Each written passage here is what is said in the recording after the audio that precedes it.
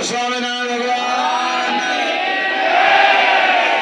चंद्र भगवान, वृंदावन बिहारी लाल, गंगा मैया, सरकारिक भागवत पीठ की, श्रीमद् भागवत महापुराण की जय जय श्री राम।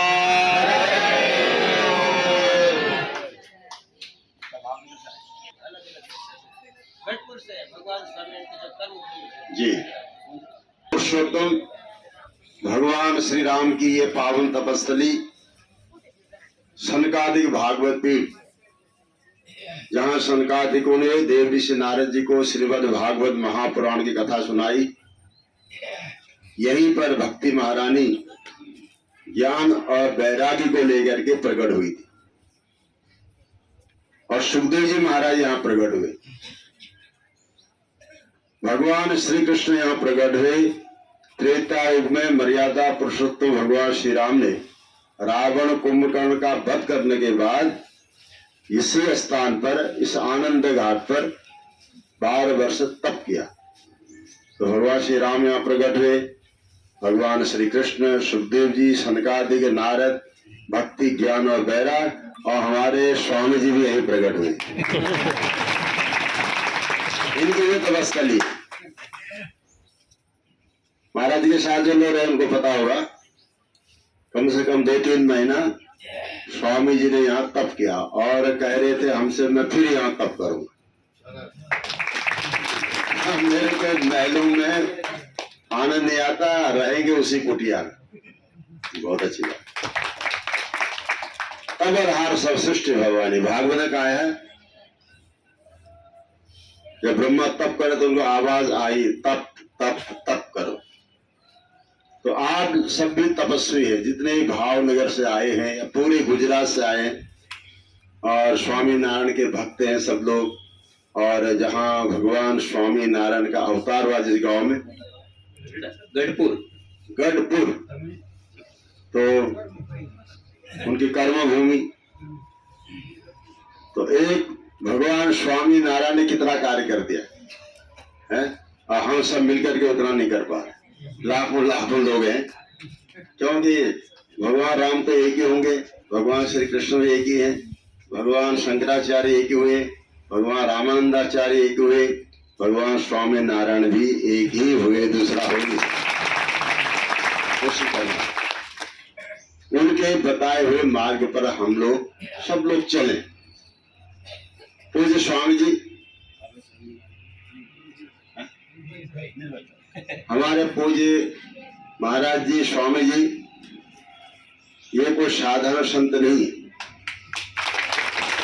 तो हमारे यहाँ कहावत है ना, घर का जोगी जोगड़ा, दूर का जोगी सिद्ध। तो एक मल्याचल पर्वत है, उसमें सभी जंगल चंदन के, श्रीखंड के जंगल है। वहाँ कोल भी लोग हैं, उसी चंदन की लकड़ी को काटते हैं, उसी बनाते हैं, उसी बनाते हैं।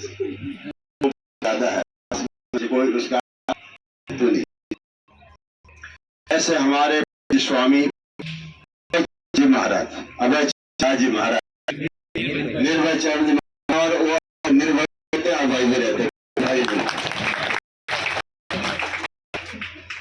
तो बहुत ही विद्वान है और संत है। देखो सरल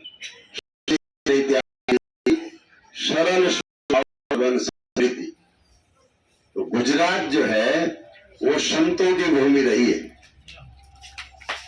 गुजरात कोई मैं आपको खुश करने के लिए नहीं कह रहा कि खुश करने मेरे को दक्षिणा मिल जाएगी, लेकिन वास्तव में गुजरात संतों की भूमि है, भक्तों की भूमि है, कर्म योगियों की भूमि है और कथावाचकों की भूमि। देखो पूज्य श्री गौरी जी महाराज कितना श्रीमद् भागवत का प्रचार किया उन्होंने। अभी वर्तमान में पूज्य श्री मुरारी बापू जी, रमेश भाई ओझा जी, क्रीट भाई जी और हमारे पूज्य स्वामी निर्भय चरण दास जी महाराज। और अभी एक वो भाई आए थे, अमित भाई, भावनगर के थे, तो अमित भाई थे। मैंने कहा सारे गुजरात जितने हैं सब कथा करो यहाँ। आपने यहाँ यज्ञ किया, ये यज्ञ आपके भावनगर में भी हो सकता है, कर सकते थे, लेकिन यहाँ जो आपने आहुति दी है, यहाँ जो आपने सुहा बोला, मंत्रों के द्वारा आहुति दी है, इसको इस एक एक आहुति में आपको एक एक अश्वमेध यज्ञ का फल प्राप्त हुआ।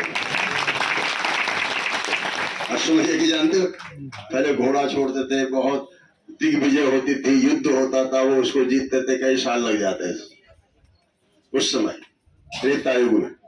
और आज आप यहाँ आए और रास्ते में जो आप भावनगर से चल के यहाँ पर आए हैं, आपको वो कष्ट हुआ है, यही आपका वो तप है, स्थल मंदिर। और यहाँ आप देखिए बिल्कुल बट की छाया में, अक्षय वट है, 4 बट हैं अक्षय वट पूरे भारत में। आप सब लोग गए होंगे सब जगह, नहीं गए तो जरूर जाना। एक है प्रयागराज में, कौन कौन गया प्रयाग में? अक्षय वट का दर्शन किया? जोर से ताली बजाओ। दूसरा अक्षय वट है गया जी में, गया बिहार में, जहाँ पितरों का श्राद्ध होता है। एक बोध गया है, एक गया जी है विष्णुपद, तो अक्षय वट है, वो इसका नाश नहीं होता। जो तीसरा अक्षय वट है वो है शुक्र तीर्थ, जिसको आजकल शुक्र ताल बोलते हैं। अरे ताल तो तालाब को बोलते, छोटा सा शुक्र तीर्थ है वो। वहां भी ऐसे गंगा बहरी को तालाब तो है नहीं, वहां भी वट है। उसके नीचे सुखदेव जी महाराज ने राजा परिषद को कथा सुनाई। और चौथा अक्षय वट है, जहां आप बैठे हैं, इसके ऊपर बहुत बड़ा विशाल वट है, ये देखो पूरा। अक्षय माने जिसका कभी नाश नहीं होता। और जो कर्म आपने किया यहाँ पर, ये यज्ञ किया, ये भी अक्षय हो गया है। 4 भागवत पीठ में से ये एक पीठ है। भागवत पीठ 4 है, महाराज जी बताते हैं। बद्रिका आश्रम में भागवत पीठ है, जहाँ श्रीमद् भागवत महापुराण की रचना हुई। गणेश गुफा, व्यास गुफा वहां है, सरस्वती नदी निकल रही है। दूसरी भागवत पीठ है नैमिषारण्य में, जहाँ सूत जी ने शौनक आदि 88,000 ऋषियों को कथा सुनाई। और तीसरी भागवत पीठ है ये शुक्र तीर्थ, सुक्तालिश को बोलते। और चौथी भागवत पीठ है जहां आप बैठ के हवन कर रहे हैं, भागवत। तो यहाँ आपने देखा होगा, यहाँ आप बैठे भी, नहीं देखा तो देख भी लेना, कान से सुन भी लेना। आपको यहाँ गंगा जी में कोई भी ध्वनि या आवाज नहीं आ रही, वो शांत है। भगवान राम ने यहाँ तप किया तो गंगा शांति होगी। भगवान श्री राम ने वरदान दिया, जो एक बार यहाँ आ जाएगा, गंगा जी का दर्शन कर लेगा, आचमन करेगा, जल पिएगा, स्नान करेगा, उसको भी 12 वर्ष तपस्या का फल मिल जाएगा एक बार। और उसकी ब्रह्म हत्या भी दूर हो जाएगी, कोई भी हत्या सब दूर हो जाएगी। तो हत्या तो किसने की है? कभी मच्छर अच्छर तो मार दिए होंगे, जो भी हिंसा तो है वो भी दूर हो जाए। आप जितने देर यहाँ बैठे हैं, यहाँ यज्ञ कर रहे हैं और हवन कर रहे हैं, मंत्रों का आप ध्वनि सुन रहे हैं, उच्चारण भी कर रहे हैं, एक एक आहुति आप दे रहे हैं, तो आपको एक एक अश्वमेध यज्ञ का फल मिल रहा है। हम तो जो है, हमने स्वामी जी को बताया नहीं। हम गए थे जहां से, जैसे गोमुख है जहां से गंगा जी निकली है, हम वहां गए थे जहां से सरयू नदी निकली हुई, बागेश्वर से आगे, और वहां से कपकोट है, फिर सरयू मूल है मान सरोवर से थोड़ा इधर, और वहां हजारों धाराओं में सरयू नदी निकली हुई है, और वहां से हम आज आ रहे हैं। और रास्ते में बात हुई, हमने नहीं बताया कि हम वहां नहीं है।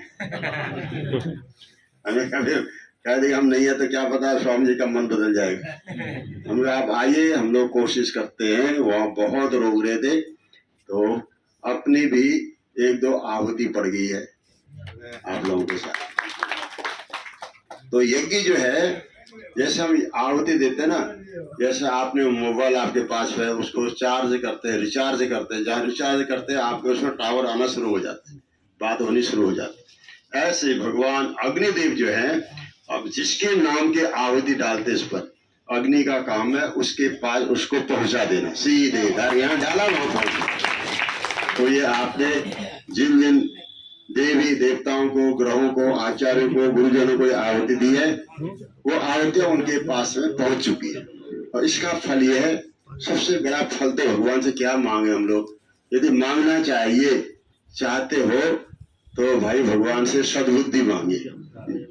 भगवान से कहो हमको भगवान सद्बुद्धि दीजिए, हम हमेशा ऋषि के हरिद्वार आते रहे, गंगा नहाते रहे, स्वामी जी के चरणों में बैठते रहे, उनके मुखारबिंद कथा श्रवण करते रहे, और घर परिवार में हमको भी शांति प्रदान हो। सद्बुद्धि है तो सबको मिल जाएगा। और दूसरा जो है, जितना आप कलयुग में कर सकते हैं नाम सुमिरन करिए, नाम जप जितना कर सकते, चलते फिरते काम करते रहो, राम जपते रहो, भगवान का नाम जपते रहिए। और इस यज्ञ से, और कल भी प्रोग्राम वहां से आना पड़ेगा, कैसे हमारा ही है वो 2 दिन तीसरा दिन, तो मैं तो इसलिए आया वहां से। तो आप तो श्रीमद् भागवत महापुराण की कथा हो रही। ये कथा तो भावनगर में हो सकती थी, वृंदावन में हो सकती थी, अयोध्या में हो सकती, अयोध्या, मथुरा, माया, काशी, कांची, अवंतिका, द्वारिका में हो सकती थी। लेकिन भागवत कथा का जो क्षेत्र है वो है ऋषिकेश। तो यही कथा होती है, ऋषिकेश, सब ऋषिकेश है ये। तो भागवत कथा श्रवण का जो फल है वो करोड़ करोड़ गुना अधिक मिलता है। तो आप सब लोग पुण्यात्मा है। महाराज जी कथा पहले स्वर्गाश्रम में हुई थी, वहां भी हम लोग गए थे, और यहाँ शेषम झाड़ी में हुई थी, स्वतंत्र जी के यहाँ, स्वतंत्रानंद जी के यहाँ, और अब गीता भवन में हुई थी, वानप्रस्थ में हुई थी, अब यहाँ अवधूत आश्रम में हुई। तो हम भी इनके पकड़े हुए, और आप भी पकड़े रहना है, भटकाव नहीं होना चाहिए। तो एक मार्ग पर हम चलते हैं, सीधे पहुंचते हैं, मार्ग पहुंच ही जाता है। यदि बद्रीनाथ रोड पर चलेंगे, देर सवेर हम बद्रीनाथ धाम पहुंच ही जाएंगे। ऐसे ही संतन के संग लाग रे तेरी अच्छी बनेगी। संतों को पकड़ के रखो, और संत कभी न कभी आपको भगवान से मिला ही देंगे। एक माध्यम है, संत सदगुरु ही भगवान से मिला सकता है। तो आशीर्वाद तो भगवान स्वामी नारायण का है, भागवत जी का है, सुखदेव जी महाराज का है, और हमारे स्वामी जी का भी है। तो आप सब लोग प्रसन्न रहे, सबसे बड़ी बात खुश रहे, प्रसन्न रहेंगे तभी तो आएंगे यार। और संपन्न भी रहे। देखो, बिना धन के धर्म नहीं होता, धन की जरूरत होती है, बिना धन के धर्म होता ही नहीं। आप आओगे, किराया भाड़ा लगेगा, भोजन प्रसाद पाना है, कोई आप मन होता है तीर्थ में गए को भंडारा भी कर देना। तो आप सब लोग भगवान, ये भागवत पीठ, भगवान राम जी, गंगा मैया, भागवत जी और सदगुरुदेव की ऐसी कृपा आपके ऊपर रहे, आपको कभी हाथ का योग नहीं करना पड़े, हाथ का योग करना पड़े। भगवान यही प्रार्थना, भगवान हम कभी किसी हाथ से मांगे नहीं, ऐसे हम देने की आदत डाले। आप संपन्न रहें। ये जो आपने यज्ञ किया, यहाँ ऋषि के आए, गंगा दर्शन किया, आचमन किया, स्नान किया, और आप लोग प्रपन्न भी रहें। प्रपन्न तो जानते, प्रपन्न बोलते किसी के होके रहना, अकेले नहीं घूमना इधर उधर। राम जी के हो जाओ, श्याम जी के हो जाओ, भागवत जी के हो जाओ, गुरुदेव के हो जाओ, स्वामी नारायण के हो जाओ, गंगा मैया के हो जाओ, किसी के होके रहना है। महाजनों एन गता सपंथ, महापुरुष जिस मार्ग पर गए हैं, हमको भी उसी रास्ते, उसी मार्ग पर चलना है। दूसरा मार्ग नहीं बनाना, लोगों की बातों में नहीं आना, धर्म परिवर्तन नहीं करना है ना। तो भागवत के रास्ते पर, मार्ग पर हम लोग चलें, सदगुरुजनों के बताए मार्ग पर हम लोग चलें। तो भगवान से यही प्रार्थना करते हैं, आप सब लोग, सब परिवार जो भी यहाँ आए हैं, जो नहीं आए हैं, जो घर में हैं, वो सब लोग प्रसन्न रहें, सब लोग संपन्न रहें, सब लोग प्रपन्न रहें, खूब भगवान की भक्ति करें। आपको भक्ति भी प्राप्त हो इस स्थान में आकर के, ज्ञान भी प्राप्त हो और वैराग्य प्राप्त हो। और इन शब्द के साथ वाणी के विराम। और स्वामी जी का बहुत बहुत धन्यवाद, उनका बहुत आभार।